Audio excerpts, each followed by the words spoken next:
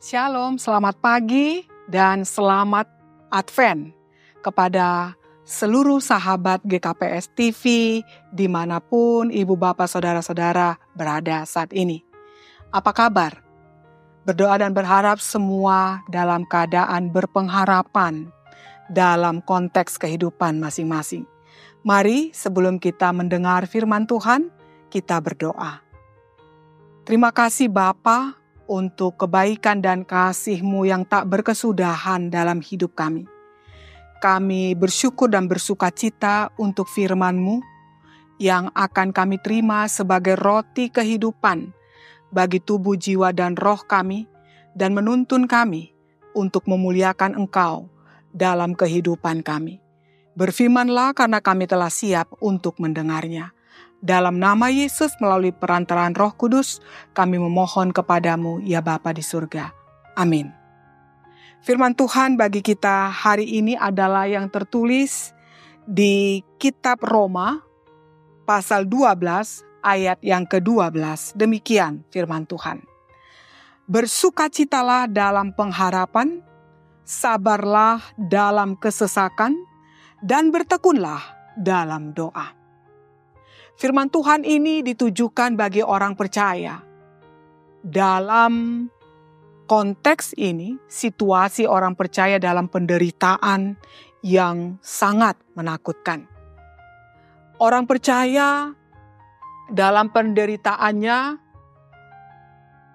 mampu untuk menunjukkan percaya kepada Tuhan dalam situasi apapun yang dia hadapi. Sebagai orang percaya, kita hidup di masa-masa yang sulit saat ini. Kita hidup dalam dunia yang sangat meresahkan, bahkan menakutkan. Tetapi setiap orang percaya hidup di bawah salib. Bagi kita orang percaya hidup di bawah salib adalah hidup yang kita jalani dalam ketundukan, dalam ketaatan kepada kehendak Allah. Percaya kepada janji-janji Allah. Hidup di bawah salib adalah hidup ini kita jalani bukan berdasarkan sebagaimana adanya atau bagaimana dunia memandangnya. Tetapi hidup yang kita jalani ini adalah berdasarkan kebenaran yang diungkapkan dalam Kristus yang disalibkan itu. Kita hidup di masa sulit. Kita hidup di masa dunia yang meresahkan saat ini, tetapi Tuhan kita tidak ingin kita khawatir dan gelisah. Apa yang harus kita lakukan?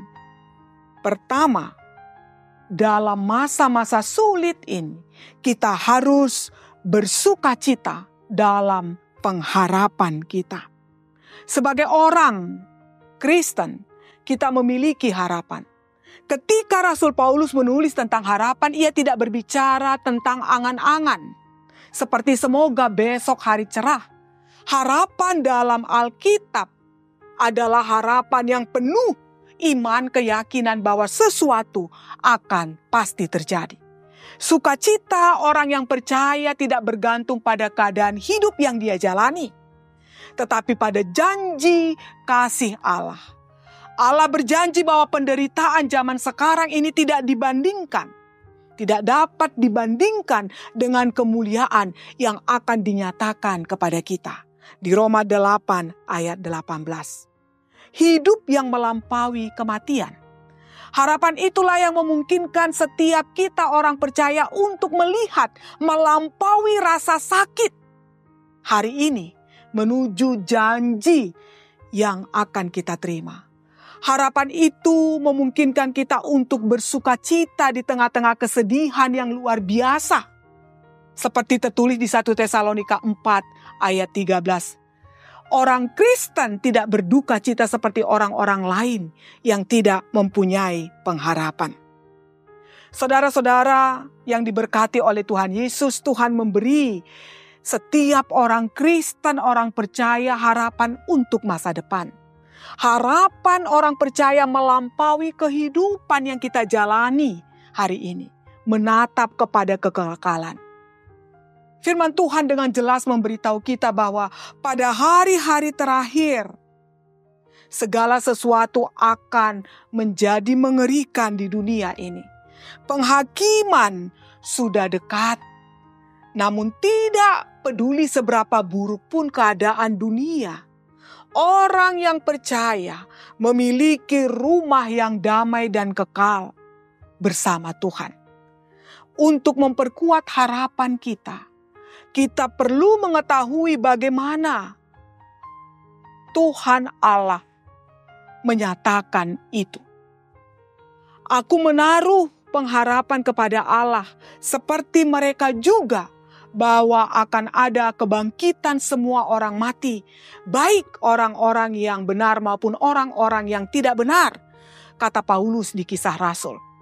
Petrus mengatakan, terpujilah Allah Bapa kita Tuhan Yesus, yang karena rahmat-Nya yang besar telah melahirkan kita kembali oleh kebangkitan Yesus Kristus dari antara orang mati kepada suatu hidup yang penuh pengharapan.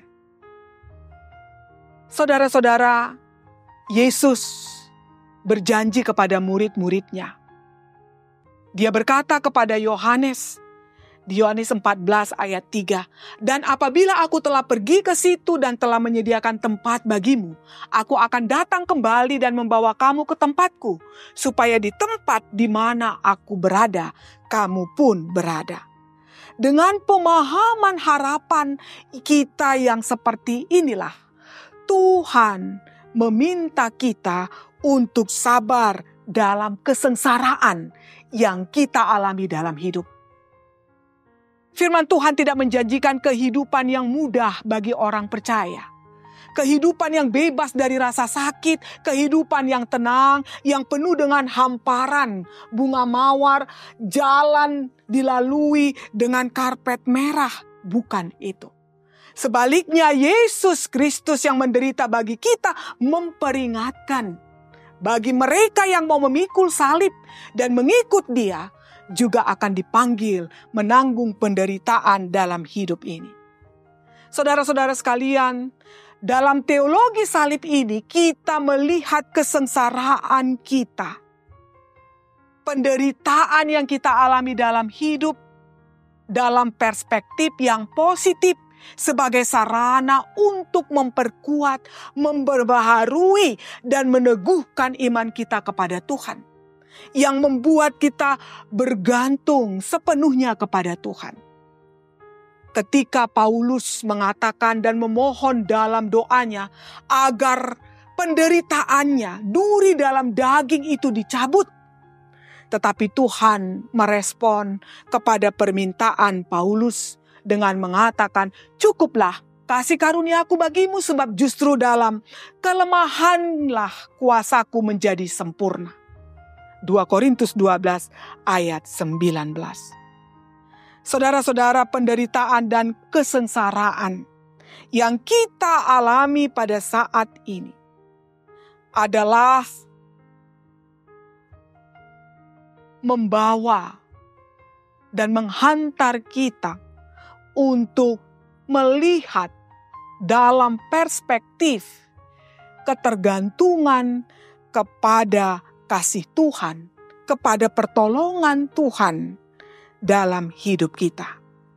Karena hidup di bawah salib adalah hidup oleh iman, bukan oleh penglihatan. Iman yang teguh, iman yang tidak tergoyahkan, bahkan dalam kehidupan penderitaan yang paling buruk sekalipun. Bergembiralah karena pengharapan kita, dan janganlah khawatir. Harapan kita akan kebangkitan, kehidupan kekal bersama Tuhan adalah kekuatan yang menghibur kita. Kekuatan yang memampukan kita untuk bergembira dengan pengharapan yang luar biasa itu. Apapun hal yang tidak berkenan dengan kehendak kita terjadi di dalam kehidupan ini. Saudara-saudara yang diberkati oleh Tuhan Yesus Kristus. Firman Tuhan mengatakan di 2 Petrus 3 ayat 18. tetapi bertumbuh dalam kasih karunia dan dalam pengenalan akan Tuhan dan Juru Selamat kita Yesus Kristus. Baginya lah kemuliaan sekarang dan sampai selama-lamanya. Dalam masa sulit dan sengsara yang kita hadapi, firman Tuhan mengingatkan kita harus berdoa. Dia mengatakan dalam firman ini, dan bertekunlah dalam doa. Itu berarti berdoa terus-menerus, berkomunikasi dengan Tuhan. Apakah doa Anda adalah rentetan permintaan? Hari ini Tuhan mengingatkan kita bahwa doa adalah media komunikasi kita dengan Tuhan. Doa memberi kita penghiburan. Doa mengingatkan kita akan kehadiran Tuhan, akan pemeliharaan Tuhan yang memberi kita kekuatan. Sebagai orang Kristen, kita adalah peziarah, orang asing di dunia ini yang akan meninggalkan dunia ini. Kita akan menghadapi cobaan dan kesengsaraan sebagai peziarah. Namun, melalui doa, kita terus menatap dunia yang akan datang. Dan kita dapat mengatasi apa yang kita hadapi sekarang ini bersama dengan Tuhan. Amin. Mari kita berdoa.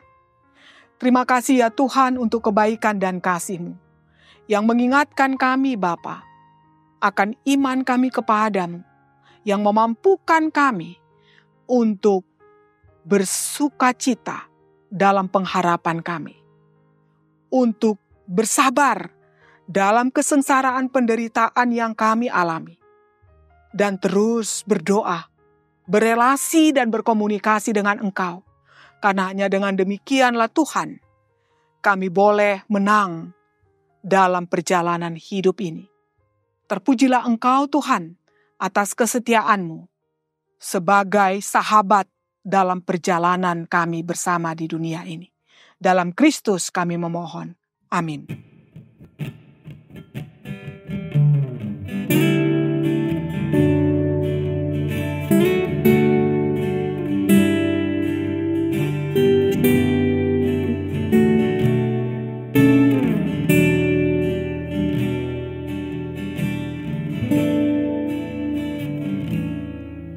Bapakku datang dan berserah, ku nyatakan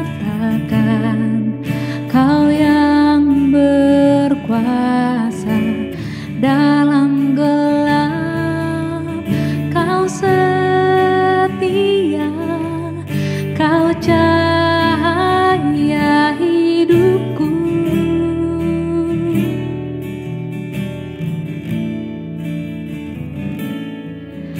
Bapakku datang untuk menyembah, ku nyatakan Kau yang bertahta dalam lemah. Kau sempurna, Kau cahaya bagiku.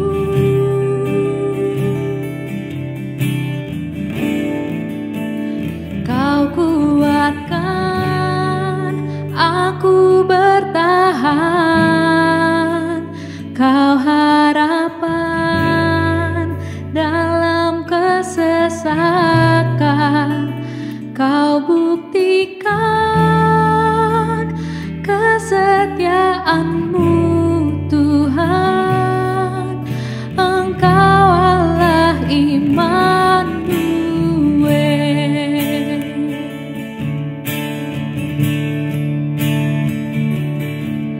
Immanuel, Immanuel, Engkau besertaku.